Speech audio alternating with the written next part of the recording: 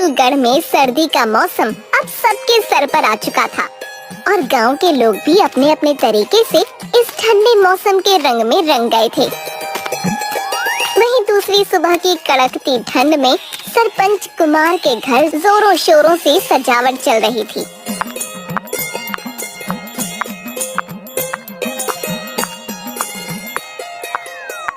अरे आप क्या कर रहे हैं? वो आता ही होगा, जल्दी कीजिए। और मिठाई क्यों नहीं आई अभी तक? अरे ठहर जा, क्यों उतावली हुई जा रही है? अभी वक्त है उसे आने में, हो जाएगा सब। अरे कहाँ से होगा, सजावट तो अभी तक पूरी भी नहीं हुई है। अरे मैं कह रहा हूँ ना कि सब हो जाएगा। तुम जाके तैयार हो जाओ बस। मैं तैयार ही हूँ। ओहो, अच्छा। खुद जाके नहा लो आप, ऐसा लग रहा है जैसे कुत्तों के साथ कुश्ती लड़कर आए हो।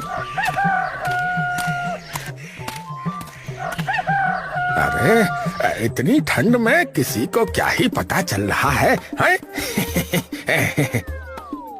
मुझे पता चल रहा है, क्योंकि मुझे सच में पता है कि आप पिछले 5 दिन से नहाए नहीं हो। आसपास लगे सभी सजावट वाले हंसने लगे। अरे अपना काम करो तुम सब। हाँ, तभी वहाँ एक गाड़ी आती है जिसमें जोर की एक आवाज आती है, पापा।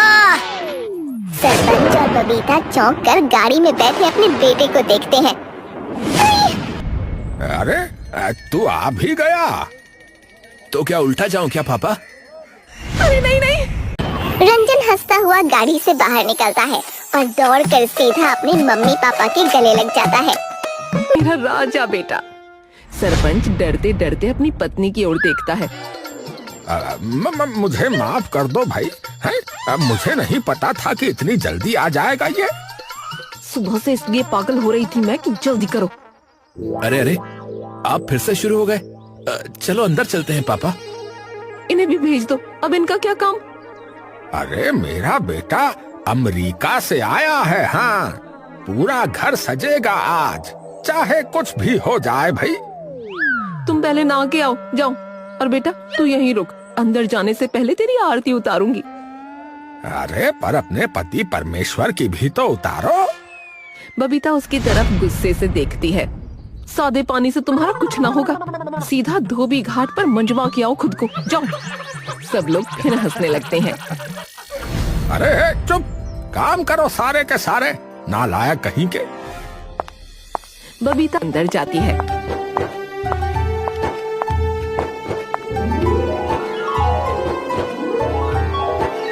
और आरती की थाल सजाकर बाहर ले आती है।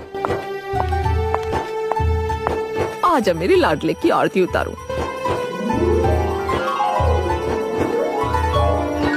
बबीता रंजन की आरती उतारकर उसे घर के अंदर ले आती है और उसके सामने काफी सारे पकवान लाकर रख देती है। अरे माँ, क्या क्या मंगवा लिया आपने ये? अरे अभी तो मिठाई आनी बाकी है, तेरे पापा से बोली थी, और देख लो। कोई नहीं माँ। अच्छा, मुझे वैसे आप दोनों से कुछ बात करनी है। क्या? पापा को आ जाने दो, फिर बताऊंगा।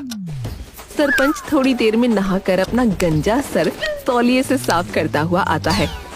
ऊपर तो कुछ है ही नहीं, तौलिए से क्या धार लगा रहे हो सर पे? रंजन हंसने लगता है।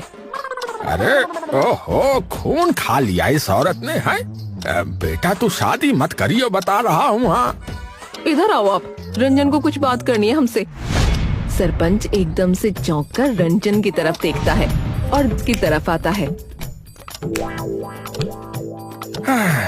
हो गया सत्यानाश, ऐसी बात का डर था। क्या हुआ? अरे तू अमेरिका से गोरी बहू ले आया ना? सच बता। क्या तूने शादी कर ली और अपनी माँ तक को नहीं बताया? अरे क्या? अरे कुछ भी बोले जा रहे हो पापा, ऐसा कुछ नहीं है। सरपंच और बबीता चैन की सांस लेते हैं। फिर क्या है बेटा? अरे बात तो सुन लिया करो पहले पूरी। हाँ, तू बता बेटा, बता। पापा, मैं क्या सोच रहा था कि क्यों ना इस बार हम गांव में क्रिसमस मनाएं। सरपंच और बबीता अजीब सा मुंह बनाकर देखते हैं। हाँ बेटा, मना लेंगे, अच्छे से बनाएंगे। और क्या, कोई खाने वाने की चीज है क्या बेटा? ये बेटा देख, मांस मच्छी मैं ना बनाऊंगी अपने घर में। अरे माँ, खाने की चीज नहीं है। फिर? अरे त्योहार है माँ, बहुत बड़ा। अमेरिका में सभी लोग मनाते हैं। अरे ले बेटा, अमेरिका का त्योहार यहाँ क्यों बनाना है फिर? यहाँ तो भैया त्योहारों की झड़ी लगी रहती है हर साल है? होली से लेके दिवाली तक 50 त्योहार हैं हमारे यहाँ। अरे पापा, इससे आप ना वहाँ की दिवाली समझो। पर इसमें होता क्या है? अरे माँ, बहुत कुछ होता है। सबका परिवार इकट्ठा होता है, सब एक दूसरे को तोहफे देते हैं। ये तो दिवाली जैसी ही है। हमारे यहाँ भी तो परिवार इकट्ठा होता है और मिठाई के डब्बे देते हैं एक दूसरे को। हाँ हाँ, वैसा ही है। बस सभी अपने अपने तोहफे एक रात पहले लाकर एक पेड़ के नीचे रख देते हैं और अगले दिन खोलते हैं। पर बेटा यहाँ किसी को क्या ही पता क्या बोला तू इस त्योहार के बारे में? अरे तो पापा, आप इकट्ठा करो ना सबको, बता मैं दूंगा। अरे तो मतलब अब इसके लिए मैं पंचायत बैठाऊं? अरे तो क्या हो गया? आपका बेटा 11 महीने 5 दिन 4 घंटे बाद घर आया है। सरपंच और रंजन चौंक कर उसे देखते हैं। अरे नाश्ते में घड़ी खाती हो क्या? अरे पापा, मेरी बात मानो, बहुत मजा आएगा। चल ठीक है, ले फिर आज शाम को ही बैठाता हूँ पंचायत।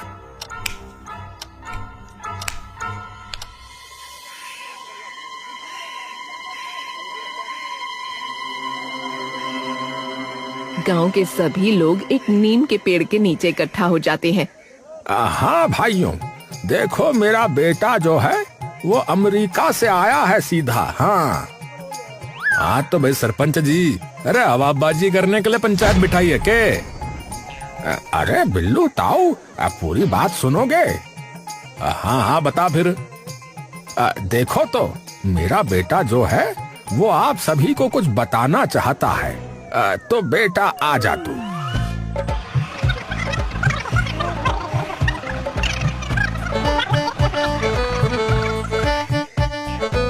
हाँ भाई, आ गया समझ में।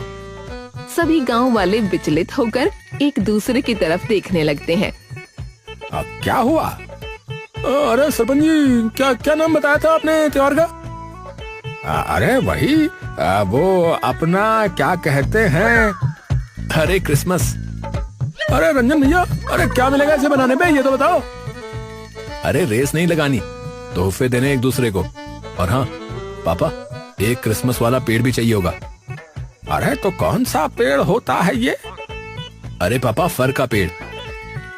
अरे फिर क्या फिर? अरे उसने बोला ना फिर। अरे फर का पेड़। वो यहाँ कहाँ मिलेगा? हमारे यहाँ तो अमरूद, आम, नीम वगैरह के पेड़ है।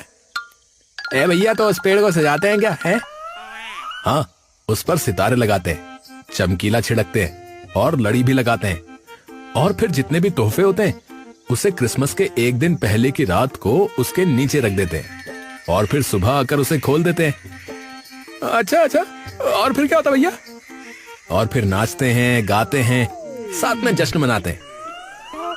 तो सरपंच जी एक काम करते ना, यही नीम का पेड़ सजा देते। ये भी तो बहुत ही बड़ा पेड़ है, अपना नीम का पेड़। हाँ, ये भी ठीक है। और सिर्फ यही नहीं, बल्कि आसपास भी सब सजेगा और दावत होगी, दावत शाम को। तभी वहाँ खड़ा बंसी भी बोल पड़ता है। वैसे सरपंच जी, जरूरी है क्या ये तोहफे देना? और दे किसे? अरे किसी को भी दे दो, जिसको आपका मन हो। सभी अपने दोस्तों वगैरह के लिए कुछ ले आना। अच्छा, तो मैं अपना एक कच्छा दे सकता हूँ। मैंने बस 3 ही बार पहना है, छोटा हो गया फिर उसके बाद। सब लोग हंसने लगते हैं। अबे कंजूसी है, अबे कच्छा कौन देता है बे तोहफे में? हैं? नया दे कुछ। सभी लोग पंचायत में खड़े हंस खेल रहे होते हैं, लेकिन वहीं एक अजीब सी औरत भी पेड़ के पीछे छिपकर उनकी सारी बातें सुन रही होती है। ये तो बढ़िया मौका है। और एक और चीज होती है, उस दिन सेंटा क्लॉज भी आता है। क्या आता है? ये कौन है भैया आप? अरे वो उधर माना जाता है कि सेंटा क्लॉज एक होता है जो हिरणों पे आता है। अरे हिरणों पे बैठता है क्या? अरे हिरन पे नहीं, उनके पीछे एक बग्गी बंधी होती है उस पर, और लोगों के लिए तोहफे लाता है अलग अलग। बेटा उसे हल चलाना कहते हैं। अरे पापा, हवा में उड़ के आते हैं उसके हिरण। ए भैया, पर दिखता कैसा है ये? अरे लाल सी जैकेट पहनता है और एक लाल टोपी, बूढ़ा सा, सफेद दाढ़ी वाला, मोटा सा दिखता है। कहते हैं कि उससे जो भी मांगो वो सच हो जाता है। भगवान वगैरह है क्या बेटा उधर का? अरे नहीं नहीं, वो तो ऐसी ही बातें बना रखी हैं। तो फिर ठीक है, कल से ये क्रिसमस की तैयारी के लिए सभी आ जाना, ठीक है? अरे क्रिसमस पापा, क्रिसमस। हाँ हाँ, वही क्रिसमस जो भी है। तो ठीक है सरपंच साहब, लड़ियां मैं लगाऊंगा पेड़ पे। हाँ। है? अरे तू लगाएगा? अरे तेरी इतनी ऊपर नजर भी गई है कभी? है? सभी लोग थोड़ी देर में वापस अपने अपने घर चले जाते हैं।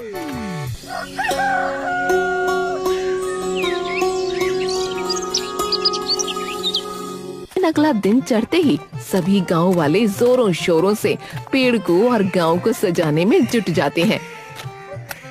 अबे सुन, मुझे कोई पत्थर नहीं मिल रहा है, तो मैं तुझे इस लड़ी से बांध देता हूँ और फिर फेंक दूंगा ऐसे पेड़ पे। अबे ओए, अबे चल काम कर अपना। वहीं दूसरी ओर सरपंच खड़ा हर चीज की निगरानी कर रहा होता है कि तभी बंसी उसके पास आता है।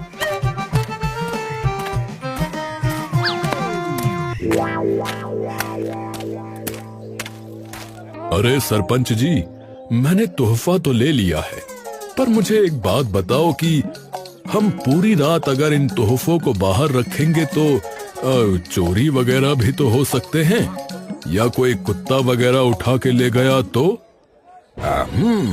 बात तो सही है। हाँ, मेरा तो भारी नुकसान हो जाएगा। क्यों भाई, ऐसा क्या दे दिया तुमने? अरे वो तो पता लग ही जाएगा, पर आप पहले इसका कुछ इलाज करो। हाँ। कोई नहीं, उसका बंदोबस्त मैं अपने आप कर लूंगा। ठीक है, पर कर जरूर लेना, वरना नुकसान हो जाएगा मेरा। अरे हाँ हाँ भाई, ऐसी क्या तूने सोने की दुम बनवा दी क्या? सरपंच सोचता हुआ वहाँ से सीधा यमुना प्रसाद के पास आ जाता है।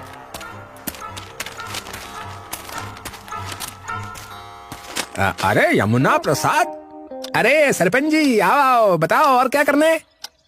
अरे करना तो तुझे कुछ नहीं है, पर एक कोई इंसान चाहिए निगरानी करने के लिए आज रात को तोहफों की।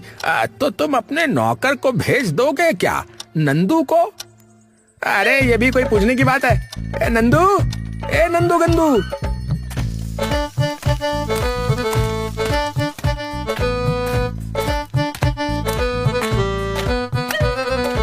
जी मालिक। अरे आज रात को जो भी तोहफे पेड़ के नीचे रखे जाएंगे, तुम्हें पूरी रात उसकी निगरानी करनी है जाग कर, समझे? ठीक है मालिक, जैसा आप कहें, आ जाऊंगा परसों। अरे परसों? अबे परसों नहीं, आज रात को बोला है। अरे यमुना भाई कर तो लेगा ना ये? अरे हाँ हाँ, आप बेफिक्र रहो, इसे मैं अपने आप समझा दूंगा। हाँ ठीक है, फिर ठीक है।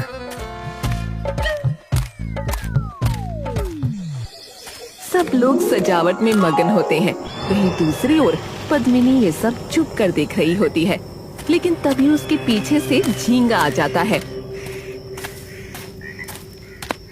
अरे माताजी, छुप छुप कर क्या देख रही हो? आ जाओ तुम भी, हाथ बटा लो। बदतमीज, एक लड़की को पीछे से आकर छेड़ता है। झींगा इधर उधर देखने लगता है। लड़की? कौन लड़की? पद्मिनी झींगा के मुंह पर एक जोरदार चांटा मारकर वहाँ से फटाफट निकल जाती है। बदतमीज कहीं का। नीम का पेड़ और उसके आसपास का हर घर एकदम नई नवेली दुल्हन की तरह सजकर तैयार हो जाता है और सब लोग अपना अपना तोहफा लाकर नीम के पेड़ के नीचे रख देते हैं। लेकिन सबकी नजर सबसे पहले नीम के पेड़ पर बंधी एक भैंस पर चली जाती है। अरे ये भैंस कौन बांध गया भैया पेड़ पे, हटाओ इसे। अरे नहीं नहीं सरपंच जी, अरे इसे मत हटाना, ये मेरा तोहफा है। सब लोग हंसने लगते हैं। अबे तूने तोहफे में भैंस दी है क्या किसी को? तभी गबरू वहाँ खड़ी एक कुंवारी लड़की पारो की ओर देखता है। किसी को क्या, मेरी पारो को दिए। क्यों पारो, बढ़िया है कि नहीं? मैं तो अभी भी कह रहा हूँ कि बना लो मुझे अपना देवदास पारो। भाग जा यहाँ से। जितना बड़ा तूने नाम लिया है उतना बड़ा भी तू खुद है। सब लोग हंसने लगते हैं। सभी लोग अपने अपने घर जा चुके होते हैं।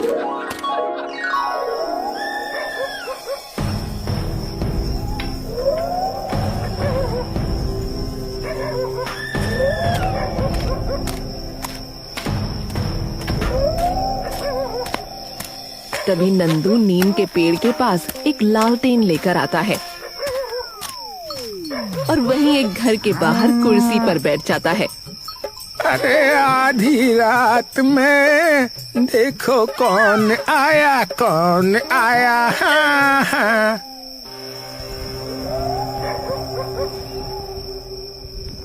नंदू काफी देर वहीं आंख जमाए बैठा रहता है। ओहो, जाना ही पड़ेगा बाथरूम लगता है, वरना ये मिर्च के पकौड़े यही धमाका कर देंगे। कोई नहीं, थोड़ी देर में वापस आ जाऊंगा। नंदू अपनी कुर्सी छोड़कर वहाँ से चला जाता है। नंदू बाहर से आता है। ओहो, आज तो देर हो गई सोने में।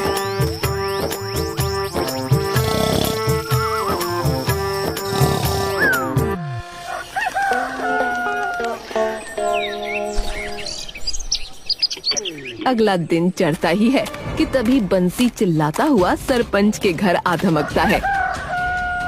सरपंच जी, सरपंच जी, अरे बाहर आओ। अरे देखो कैसा गजब हो गया सरपंच जी।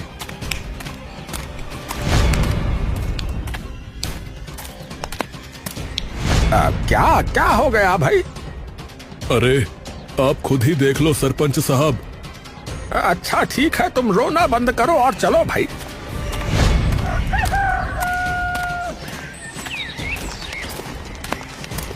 बंसी उन दोनों को सीधा नीम के पेड़ के पास ले जाता है, जिसके नीचे एक तोहफा भी नहीं रखा होता। है? अरे सारे तोहफे कहाँ गए भाई? वही तो, अरे बर्बाद हो गया मैं। अरे चुप हो जाओ, है? पहले चुप हो जाओ। पापा, पर आपने तो किसी को निगरानी के लिए छोड़ा था ना यहाँ?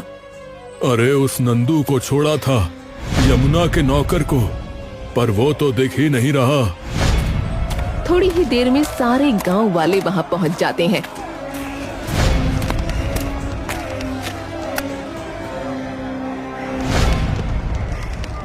ओ भाई साहब, सब कुछ साफ कर दिया चोर ने। अबे मेरी भैंस को भी ले गया यार ये चोर। अबे और बदले देवदास हैं। हे भगवान, एक रात में ये क्या हो गया? अरे उस नंदू को छोड़ा था यहाँ, पता नहीं कहाँ मर गया। तभी नंदू वहाँ पर आता है। अरे क्या हो गया सरपंच जी, क्या हो गया? आप लोग इतने टेंशन में काहे दिख रहे हैं? पेंशन नहीं मिला क्या? अबे गधे, जाहिल है, कहाँ मर गया था? तुझे निगरानी करने को बोला था ना। निगरानी? कहाँ की निगरानी? अरे यहाँ की भुलक्कड़ कहीं के। अबे सरपंच जी, अबे बहुत सारे तोहफे रखे थे यहाँ, कम से कम भी नहीं तो 40 से 50 हजार रुपए की चोरी हुई है यहाँ। सभी गांव वालों के थे वो तोहफे यहाँ। अरे कल रात किसी ने कुछ देखा था क्या? किसी अनजान आदमी को देखा हो आसपास? बताओ। तभी कवि एकदम से आगे आता है। मैंने देखा है एक मंजर सरपंच साहब। हाँ, क्या देखा है बता? वो दरअसल मेरा मन किया कल कि क्यों ना शब की आगोश में बैठकर कोहरे पानों पर अपने जज्बातों को उतारा जाए, तो मैंने सभी पन्ने मुहैया कर। अबे चुप, अबे बंद कर अपने ये पता नहीं क्या बोले जा रहा है? गालिब का कबूतर कहीं का। अबे सीधे सीधे बता, वरना तेरी कलम से तेरे ही माथे पे नाजायज औलाद लिख दूंगा, समझा? देखिए, मैं कह रहा था कि जब मैं यहाँ लिखने आया तब मैंने अपना चश्मा नहीं लगाया, तो मुझे लगा जैसे सामने कोई बूढ़ा सा मोटा सा इंसान लाल कपड़ों में था आया, और वो भी था लाल टोपी पहने। है बेटा, ये तो वैसा ही लग रहा है जैसा तूने बताया था। क्या नाम था उसका? Santa Claus. हाँ, अरे बेटा, तू तो कह रहा था कि वो तोहफे लाकर देता है, पर ही ससुरा तो लग रहा है कि उल्टा चोरी करके ले गया तोहफे। अरे पर सरपंच जी, एक चीज मेरे भी अभी ध्यान में आई। कल मैंने एक औरत को उस पेड़ के पीछे छुपे देखा था, हमें देखे जा रही थी, और जब मैंने पूछा कि माता जी क्या देख रही हो, तो मुझे कहा कि लड़की छेड़ते हुए शर्म नहीं आती, और थप्पड़ मार के चली गई। बताओ, माता जी कह के कौन छेड़ता है? सब लोग ये बात सुनकर हंसने लगते हैं। पापा एक काम करते हैं, पुलिस में रिपोर्ट करवाते हैं। अरे एक काम करते हैं, सभी लोग इधर उधर ढूंढते हैं, क्या पता मिल ही जाए। हाँ, ये भी सही है, पहले एक बार खुद ही देख लेते हैं। हाँ तो भाई, सभी लोग इधर उधर फैल जाओ और पूरा गांव छान मारो। सब लोग इधर उधर पूरे गांव में फैल जाते हैं। बंसी अपनी बीवी रज्जो के साथ सभी तोहफे ढूंढने जंगल की ओर निकल पड़ता है। अरे जंगल में कोई तोहफों को क्यों लेके जाएगा? अरे कुछ नहीं पता, तुम ढूंढो बस। हाँ,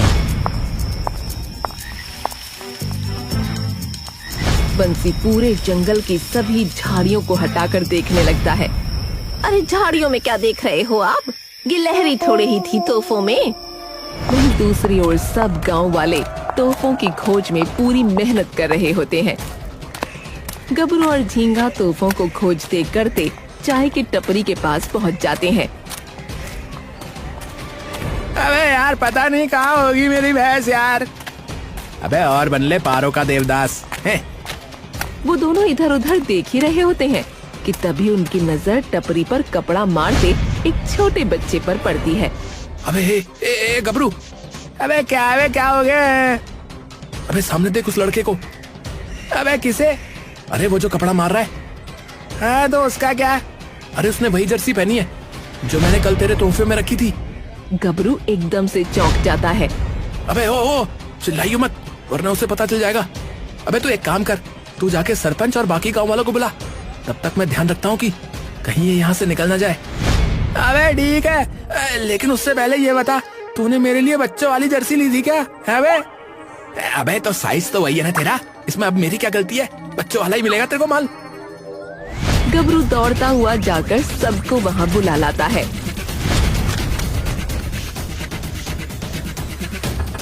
सरपंच और बाकी सब लोग वहाँ आ जाते हैं।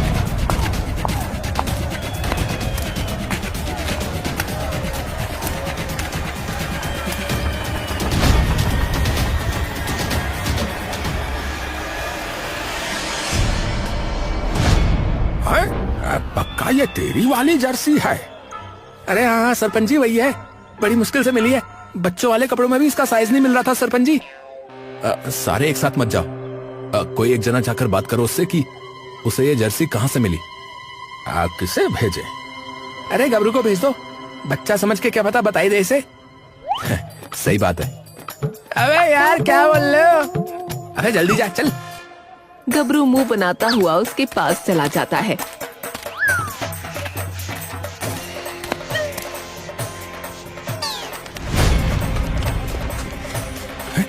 अरे ये तो भाग रहा है, अरे भागो इसके पीछे।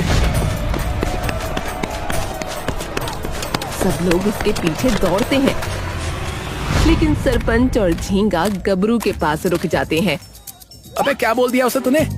अबे क्या? अबे मैंने तो वही बोला जो बोलना था। अरे क्या बोला? मैंने तो बस वही बोला, तूने मेरी जर्सी चोरी की है तो मुझे वापस दे। अरे चलो अब भागो उसके पीछे, वो वहीं जा रहा होगा जहाँ तोहफे हैं। सब लोग उसका पीछा करते करते एक बस्ती में पहुँचते हैं, जहाँ पर कई कच्चे मकान और कुछ जगहों पर बस कट्टों की झोपड़ी बनी होती है। वो बच्चा भागता हुआ अपनी माँ के पास जाता है। माँ बचाओ! सब लोग कुछ पल के लिए चुप हो जाते हैं। चारों तरफ उनके तोहफों के लिफाफे बिखरे पड़े हैं। हर किसी ने उनमें से कुछ न कुछ पहना हुआ है। कौन हो आप? अब हमारे यहाँ से कई तोहफे चोरी हुए हैं और आपके बेटे ने जो पहना है वो भी उन्हीं तोहफों में से एक था भाई। तभी झींगा बोलता है। अरे ये तो वही है जो कल हमें पेड़ के पीछे से छुप के देख रही थी। सब उसकी ओर देखते हैं। तभी एक कच्चे मकान से एक मोटा बूढ़ा आदमी बाहर आता है। अरे कौन है? अरे यही है वो शख्स जिसे कल मैंने देखा था। हैं? तो तुम लोगों ने चुराए थे तोहफे? हाँ, चुराए थे। थाने में रिपोर्ट लिखवानी तो लिखवा दो, इससे ज्यादा खराब वैसे भी क्या ही बात होगी। सब लोग चुप हो जाते हैं। अपने बच्चों के लिए किया जो किया। 2 दिन से कुछ न खाया था। कल जब वो भैंस लाई तो उसका दूध पीकर इनकी भूख शांत हुई है। आज पहली बार पता लगा कि नया कंबल ओढ़ना कैसा होता है। हमने बस वही चीज ली है जिससे हमारा तन ढक सके या भूख मिट सके। बाकी सब कुछ यूं का यूं रखा है। अगर लेकर जाना चाहते तो ले जाओ। बस हाथ जोड़ती हूँ, हमारे बच्चों के बदन से कपड़े मत ले जाना। सबके गले भराते हैं। अगर आपको ज्यादा ठंड लग रही है तो मैं दे दूँ आपको। अबे ये तुम्हारी है, हाँ पहने रहो और चिंता मत करो, ऐसी और लेकर आऊंगा। अच्छा। सरपंच चारों ओर देखता है। फटे कपड़े, टूटे जूते। गांव वालों की आंखें भी नम हो जाती हैं। ये जो भी तोहफे हैं सब आपके ही हैं, आप रखिए इन्हें। रंजन सरपंच की ओर देखता है। किसी को इस बात से कोई तकलीफ? सब गांव वाले ना में सर हिला देते हैं। बंसी कुछ बोलने ही वाला होता है कि रज्जो उसे जोर से चुटकी भर लेती है। अगर आज कुछ कहा ना मैं तलाक दे दूंगी। अरे मैं तो ये पूछ रहा था कि किसी और को किसी चीज की जरूरत हो तो। रहने दो आप तो। और हाँ, एक और बात, शाम को गांव में दावत है, आप सब जरूर आइएगा। बस्ती के सब लोग मुस्कुराने लगते हैं। आपका बहुत बहुत शुक्रिया। गांव वाले लौट जाते हैं। रंजन की दया देखकर सरपंच का सीना चौड़ा हो जाता है।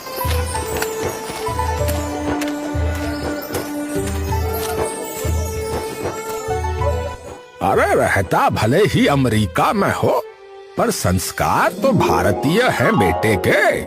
शाबाश बेटा।